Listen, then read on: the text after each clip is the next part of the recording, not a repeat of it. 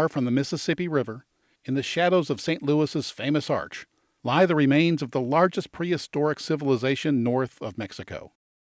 It peaked when the Chacoans did, from 1100 to 1200 AD, and it had many more residents, 10 to 20,000. They became successful because, like all great societies, they had the ability to grow surplus food. Since they didn't have to spend each day tending to crops or hunting, they had the time to build.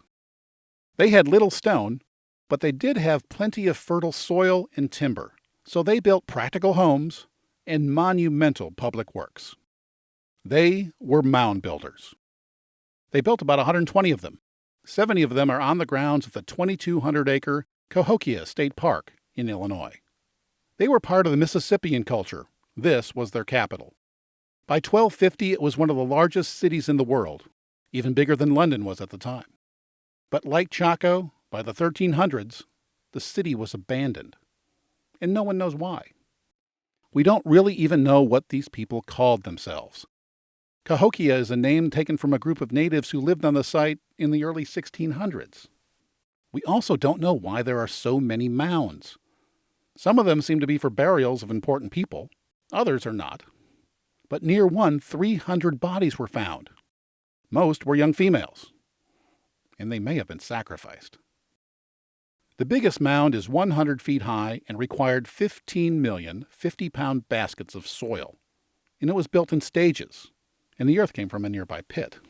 It's believed that a chief lived up here in a wood and straw house, where he could see all of his subjects.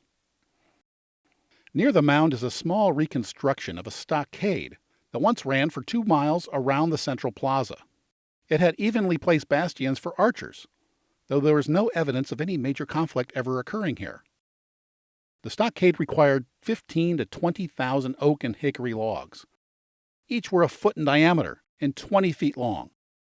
Its remains weren't even discovered until 1966, but since then they've learned that the stockade was rebuilt 3 times in 200 years. Trees grew nearby, so while this was a massive undertaking, at least they didn't have to haul the logs 60 to 70 miles like the Chacoans did. Farmers need to know when they need to plant. So to help them determine this, these people built henges. You've all heard of Stonehenge. Well, this is a wood henge. They built at least 5 of them. All have different sizes and had a different number of poles. And they don't need anywhere near this many poles to tell the seasons, so this may also have been a place of ceremony. Cahokia has a very fine visitor center/museum. This was my 3rd visit, and one recent addition is this dugout canoe. Now, the river wasn't the only source of water nearby. There was also a lake, and there were swampy wetlands.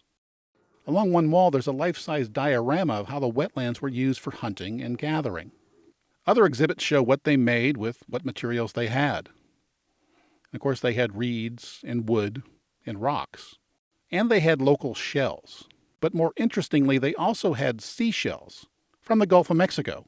So here's more proof of the existence of traders traveling on foot for great distances. There's another exhibit about how the culture was organized, what sort of tools they used to grow and make food. Of course, they made pots and other useful items. You can also learn about the burial of an important man. My favorite part of the museum is the village recreation. It's quite lifelike, informative, and generally impressive. It's too bad the other national monuments don't have displays this nice. One exhibit even shows how experts excavate the site. The last exhibit asks the unanswerable question. What do you think happened? I like that. The park's grounds are also set up for visitors. There are paths to walk among the mounds. On the weekends, it's quite a popular spot for local hikers and joggers. I gotta say, I like this place. If there's enough interest, I would gladly produce a more detailed video on this location. Isn't it interesting how civilizations can rise and fall over 1,000 miles apart at the very same time in history? They likely had very little contact, if any. Yet their timelines are remarkably similar, as is the importance of the structures they left behind. Now it's time to wrap this one up. The road less traveled isn't for everyone. We appreciate popular places, and we go to them, but we're special. We understand vastness and our place in it, at least partly because we go to remote places that are less than cushy.